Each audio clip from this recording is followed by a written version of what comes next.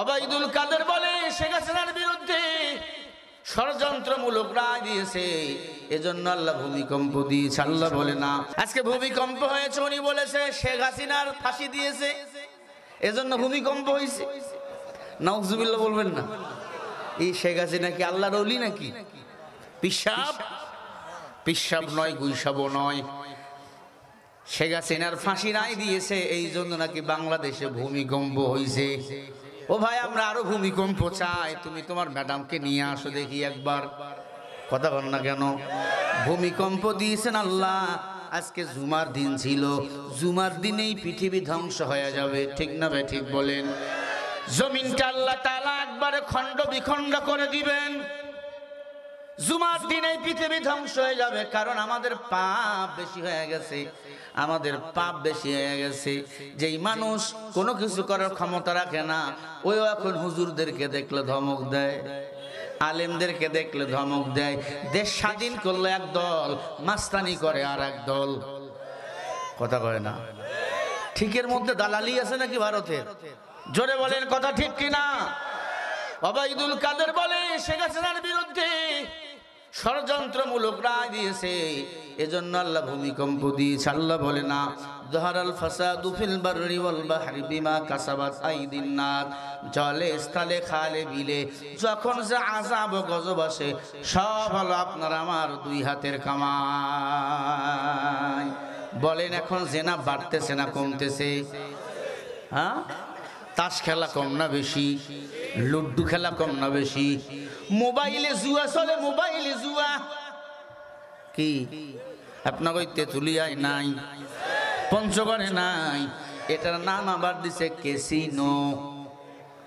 মাও বোঝে না, বাবাও বোঝে না, বউ এক মুখ কইরা ঘুমায়। আল্লাহর বান্দা সারা রাত মোবাইলে জুয়া খেলে, সকালে যখন দেখে ব্যালেন্স নাই, মাথা গরম, কাজেও যায় না, তখন বউয়ের গহনা চুরি করে বিক্রি করে। এর নাম ক্যাসিনো নামের জুয়া। সারা বাংলাদেশে গুনাহ দিন দিন বেড়ে যাচ্ছে। আল্লাহ বলে, ও দুনিয়ার ইমানদার, যখন তোমাদের গুনাহগুলো বেড়ে যাবে, আমি আল্লাহ আসমান থেকে তখন গজব পাঠাবো, আমি আল্লাহ আযাব পাঠাবো। আযাব ও গজবের মধ্যে আমি আল্লাহ তোমাদের পরীক্ষা করব। আজ সারা বাংলাদেশ থরথর করে কাঁপছে। 10:39 ভূমিকম্প হয়েছে। আমি মাহফিল গত রাতে শেষ করেছি, বাসায় ঘুমাইছি, 3তলা বিল্ডিং। আমার বিল্ডিং থরথর করে কাঁপতেছে। একটু পরে জুমার জন্য আমি উঠব, হঠাৎ করে থরথর করে কাঁপতেছে। বিছনায় উঠে ইস্তেগফার পড়া শুরু করে দিলাম। অনেকে তো দৌড়াদৌড়ি শুরু করছে। দৌড়াদৌড়ি করতে যাই পিষ্ট হয়ে অনেকে মারা গেছে, অনেকের মাথা ফাটছে, হাত ভাঙছে, পা ভাঙছে। না, যখন কোন আসমান জমিনে গজব শুরু হবে, তখন বেশি বেশি ইস্তেগফার পড়বেন, ইস্তেগফার পড়বেন। ইস্তেগফার পড়লে আযাব গজব থেকে বলেন হেফাজত করবে কে? কিন্তু ওবায়দুল কাদের কাউয়া কি কয়?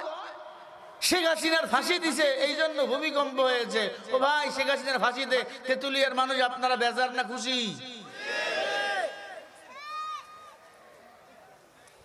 আজকে নিউজ দেখলাম 300-র উপর হেফাজতে ইসলামের ছোট্ট ছোট্ট মাসুম বাচ্চাগুলো হত্যা করেছে।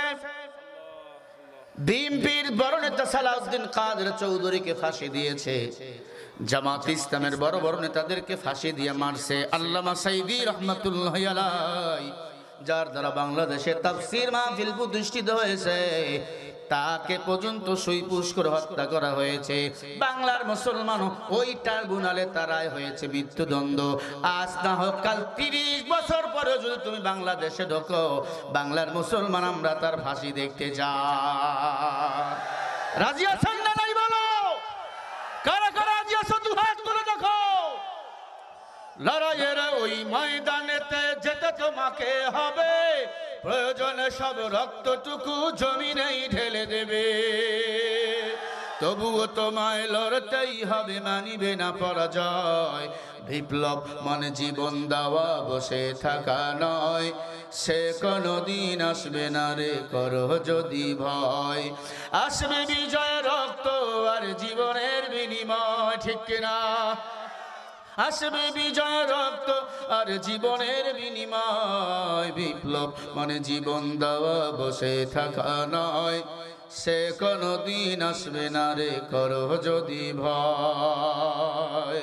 কোথা থেকে কোন ভিনদেশি শগুন আমার দেশে এসে সেবার নামে বসলো ওরা মীর জাফরের বেশে।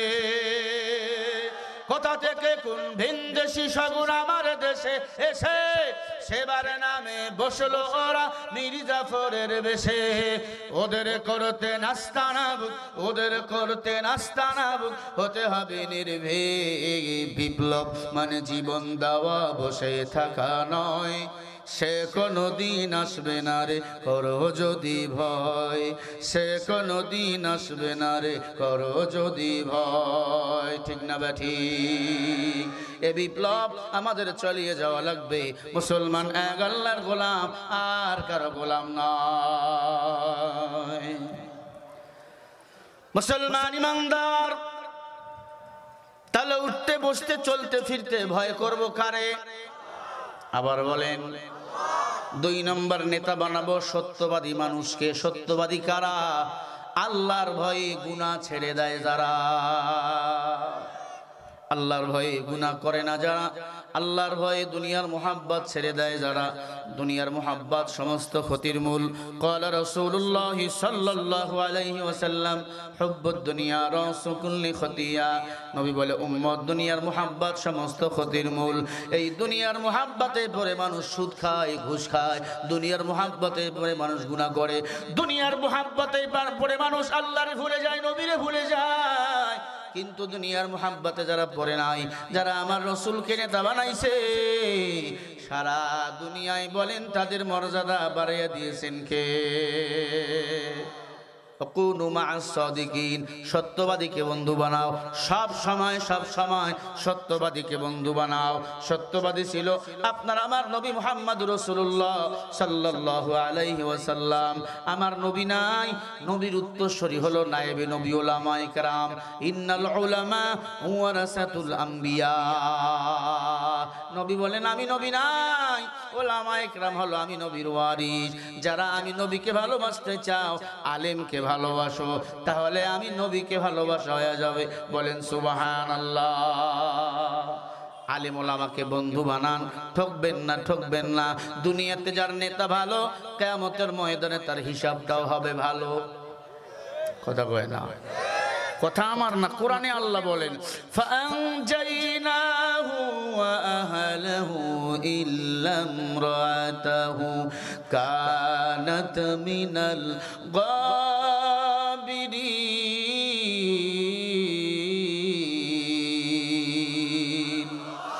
সূরা আল আরাফ 8 নম্বর পারা 20 নম্বর পৃষ্ঠা 3 নম্বর লাইনের 83 নম্বর আয়াত। আল্লাহ বলে দুনিয়াতে যার নেতা হবে ভালো, হাসরের ময়দানে আমি আল্লাহ তার হিসাবটাও সহজ করে দেব।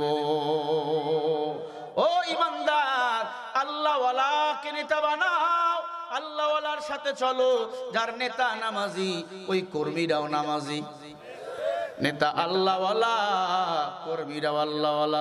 যেই দলে নামাজের কোনো কর্মসূচি নয়, ওই দল আল্লাহর দল হতে পারে না, শয়তানের দল।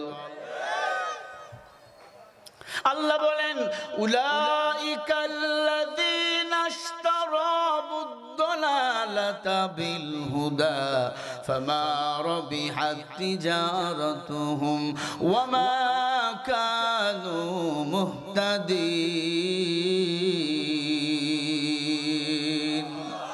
আর জোরে বলেন। এটা সূরা বাকারা 1 নম্বর পারা 3 নম্বর পৃষ্ঠা 1 নম্বর লাইনের 16 নম্বর আয়াত। বাবে ফাল থেকে এসেছে। আল্লাহ বলে দুনিয়াতে দল হলো 2টা, একটা আমি আল্লাহর দল, আর একটা হলো শয়তানের দল। কথা কি বুঝতে পারতেছেন আমার? আল্লাহ বলে উলাইকাল্লাযীনা ইশতারাবুদ-দালালাতা বিল হুদা। যারা আমি আল্লাহর দল করে তারাই উত্তম, আর যারা আমি আল্লাহর দল করে না তারা কপাল মন্দ, তারা গুমরাহি। তারা নিজেরাই তাদের ভাগ্য পরিবর্তন করে অন্ধকার পথের দিকে চলে যায়। আপনি বিএনপি করেন, জাতীয় পার্টি করেন, জামাত চরমনাই করেন না কেন, আল্লাহর দল ইসলাম আপনাকে পালন করা লাগবে। ইসলাম যদি এই জমিনে পালন না করেন রে ভাই, আপনার মতো কপাল পোড়া এই দুনিয়াতে আর কেউ নাই। ইন্নাদ-দীনা ইনদাল্লাহিল ইসলাম, আল্লাহর কাছে একমাত্র পছন্দনীয় ধর্মের নাম হলো ইসলাম। ইসলাম এই জমিনের মধ্যে প্রতিষ্ঠিত করা লাগবে। কথা কার? আরো জোরে বলেন। আল্লাহর জমিনে আল্লাহর আইন, আল্লাহর বিধান চলবে, আল্লাহর কোরআন চলবে। কেন তোমার গায়ে লাগে? বুঝে নাও তুমি মুসলমান নাও, তুমি আবু জেহেলের খালাতো ভাই। আল্লাহর জমিন, আল্লাহর আসমান, এই জমিনে বিধান চলবে আমার আল্লাহর। কথা কয় না? এই জমিনে কোরআনের সংবিধান চলবে। কোরআনের সংবিধান যদি তোমার ভালো না লাগে, আমি লিখে দিলাম আবু জেহেলের রক্ত তোমার শরীরে আছে। আল্লাহ বলেন ওয়াল্লাযীনা কাফারু ওয়া কাযযাবু বিআয়াতিনা উলাইকা আসহাবুন নারি হুম ফিহা খালিদুন।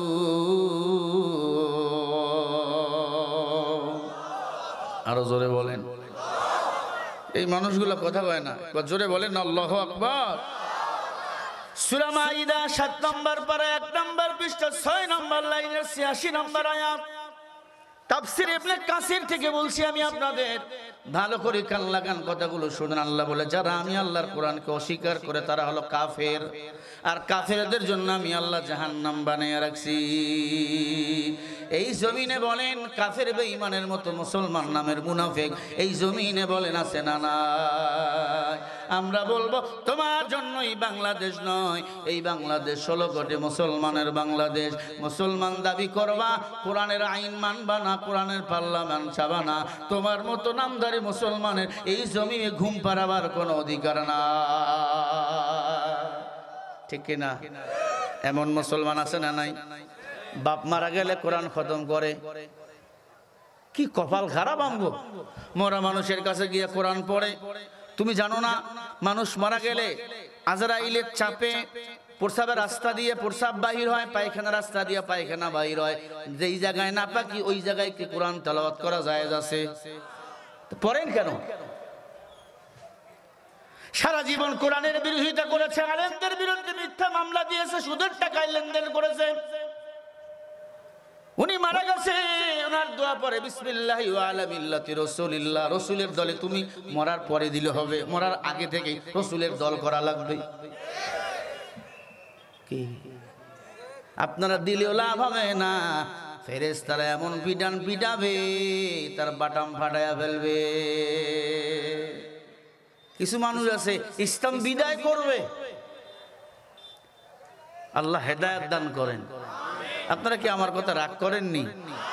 আমি একটু এমনই মেজাজে কথা বলি। আল হাক্কু মুররুন, হক কথা একটু তিতা হয়, আর তিতা খাইলে অ্যালার্জি চুলকানি ভালো। যার দেখবেন অ্যালার্জি ও জীবনও বেগুন খায় না। বেগুন দাম কত? কয় 30 টাকা কেজি। কয় খাওয়া যায়? 30 টাকা কেজি বেগুন চুলকায়। কিনে নাই কিন্তু চুলকায়, কারণ তার অ্যালার্জি। যার এই জমিনে কোরআন ভালো লাগে না বলবে এটা কোন বক্তা হইল? ভালো করে শুনে নাও, হাযা কালাম রাব্বি, কোরআনের কথাগুলো বলেন কার কথা? আল্লাহর জমিন, আল্লাহর কোরআনের কথা যদি ভালো না লাগে ভাই, তোমার আমার মতো হতভাগাই দুনিয়াতে কেউ নাই। আল্লাহ রাব্বুল আলামিন বলেন وَنَزَّلْنَا عَلَيْكَ الْكِتَابَ تِبْيَانًا لِكُلِّ شَيْءٍ وَهُدًى وَرَحْمَةً وَبُشْرَى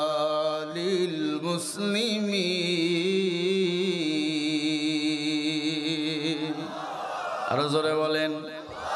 আল্লাহ এবার দামি কথা একটা কোরআনে বলছেন, অনাজ্জালনা, নাজিল করেছে, আলাইকা, তোমাদের প্রতি কিতাব। কিতাবের নাম কি বলেন? আরো জোরে। তিবয়ানান লিকুল্লি শাই, আল্লাহ বলে সব কিছু দিলাম, কোনো কিছু বাদ দেই নাই। ওয়াহুদা, এই কিতাব হেদায়েতের কিতাব, রাহমাতাও, এই কিতাব রহমতের কিতাব, অবুশরা লিল মুসলিমিন, তবে সুসংবাদটা মুসলমানদেরকে দিয়া দাও।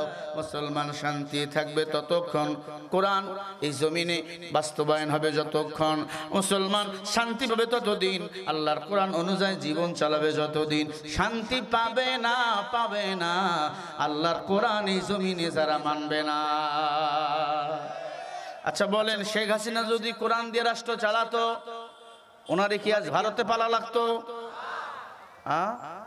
ওবায়দুল কাদের যদি কোরআন মানতো, ভারতে পালা লাগতো? আমরাই তার পক্ষে থেকে স্লোগান দিতাম, কিন্তু সে কোরআন বিদায় করতে চেয়েছিল, পারে নাই। কি বিদায় করবা? আল্লাহর এক বান্দার শরীরে জ্বর, হোটেলে বৈশা খানা খায়, খানা মজা লাগে না, শরীরে জ্বর, ওই টক ডাউল আছে নি? কয় আছে, টক ডাউল নিয়ে আয়। টক ডাউল খায়, ডাউল টক লাগে না। কয় ডাউল টক কি দিয়ে বানাইছো? কয় আম দিয়া। কয় আম নিয়ে আয়। কয় অব সেজনে আম কই পাইবা? বলে আমের ভিতর শক্ত যেটা আছে, এটা কি বলেন? পশি, পশি বা পুই বা আটি, আটি নিয়ে আয়, পশি নিয়ে আয়। আল্লাহর বান্দা ভাতও খায় না, গোস্ত খায় না, ডাউলও খায় না, পশি খালি চষে। আয় মগা, টক তো পাই না, কি পশি দিলা? হোটেলওয়ালা কয় মগা তুই কি টক পাইবি? তোর আগে আরো 100 জনে চুষে গেছে। আয় বাংলাদেশের বেঈমান, কি ইসলাম বিদায় করবা? তোর আগে বড় বড়রা ইসলাম বিদায় করার ষড়যন্ত্র করেছে, ইসলাম নিয়া পাম চষা চষে নাই। এই জমিন থেকে এক বিন্দু ইসলামের ক্ষতি করতে পারে না, ঠিক কিনা? অথর্ববেদ, সামবেদ, গীতা পড়তে পড়তে মানুষ হয়ে গেছে তিতা। কোরআনের কাছে এসে আত্মসমর্পণ করেছে। হযরত আলী ক্ষমতার মসনদে বসা, দুইটা মহিলা এসে বলে, আলী, আলী, আমরা তো চরম বিপদে পড়ে গেছি। আলী, কি বিপদে পড়ছেন? বলে, দুই মহিলা রাতের বেলা ঝগড়া করছে, কিলাকিলি করছি, দুইজনে অসুস্থ ছিলাম, গর্ভপাত হয়ে গেছে, 2 বাচ্চা, কিন্তু ছেলে একটা মেয়ে একটা। দুজনে বলে ছেলে আমার, মেয়ে আমার না। ওরে আলী, ইহুদি বেঈমানদের কাছে গেলাম, তারা তো উত্তর দিতে পারলো না, ছেলে কার আর মেয়ে কার। কথা কি আমার বুঝতেছেন নি? মহিলারা দেখবেন ঝগড়া শুরু হলে আগে চুলে হাত দেয়, হ্যাঁ, আগে চুলে হাত দেয়, ধরে যা আছে কপালে হবে সকালে। 2 মহিলা ঝগড়া করতে করতে করতে করতে করতে করতে গর্ভপাত হয়ে গেছে। দুইজনে বলে ছেলে আমার, মেয়ে আমার না। ছেলে একটা, মেয়ে একটা। মহিলাও 2টা, বাচ্চা কয়টা বলেন? 2টা বাচ্চা। বলে বাচ্চা ছেলে আমার, মেয়ে আমার। ওইটা যুগ ছিল জাহিলিয়াতের যুগ, ওই সময় ছেলেদের মূল্য, মেয়েদের কোনো মূল্য ছিল না। এখনো অনেক কপাল পোড়া আছে, মাইয়া বাচ্চা যদি হয় বউরে ধমক দেয়, কয় তুই কপাল পোড়া, তোমার কপাল ভালা, তোমার বউ বাচ্চা জন্ম দিয়েছে, তুমিও একটা দাও। কথা কয় না, পারবে? তোমার তো আল্লাহ মেয়ে দিয়েছে, অনেকেরও দেখো মেয়ে বাচ্চাও নাই। বলেন ছেলে মেয়ে উভয়কে দেয়। আরো জোরে কয় না?